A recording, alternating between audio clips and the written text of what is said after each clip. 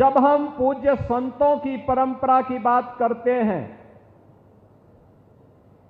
तो मध्यकाल में जब देश गुलामी की बेड़ियों से जकड़ा हुआ था, विदेशी आक्रांताओं के द्वारा भारत की धर्म और संस्कृति को रौंदा जा रहा था, उस कालखंड में ज्योति की एक पुंज के रूप में सद्गुरु रविदास जी महाराज का आविर्भाव होता है।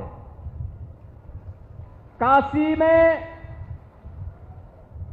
जो भारत की सनातन धर्म की प्राचीन नगरी है, उस काशी में शीर गोवर्धन में सद्गुरु रविदास जी महाराज का आविर्भाव होना और उन्होंने अपने कर्म साधना के माध्यम से जो एक प्रेरणा वहां से दी, वह आज भी पूरे देश के लिए, हर श्रद्धालु जन के लिए एक मार्गदर्शक के रूप में काम करती है।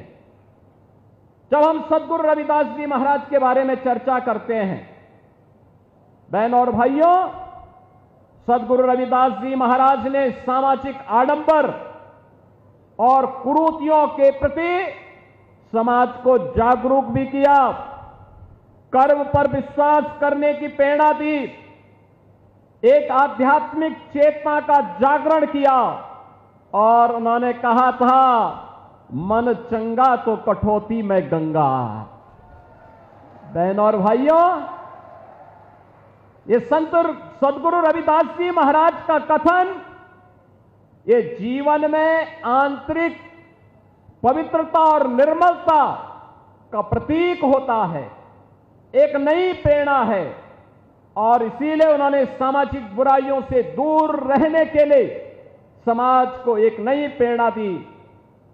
संत रविदास जी महाराज के गुरु रामानंद जी महाराज ने कहा था, जाति पाति पूछे नहीं कोई, हरि को भजे सो हरि का होई। और यही परंपरा आगे बढ़ती है।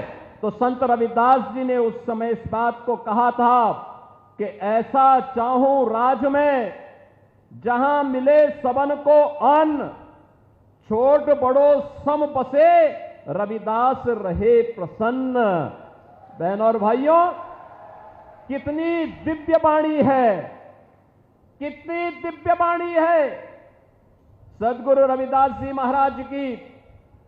उन्होंने कहा, यह रविदास तब प्रसन्न रहेगा जब बिना भेदभाव के सबको समान रूप से अधिकार मिलेगा, सबको अन्न मिलेगा। और याद करिए, संत रविदास जी महाराज की इन बातों को अक्सर सह किसी ने लागू किया।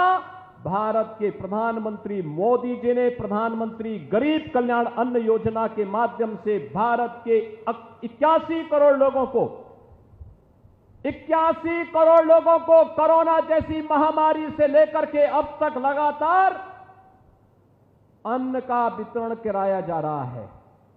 यह होती है संतों की प्रेरणा।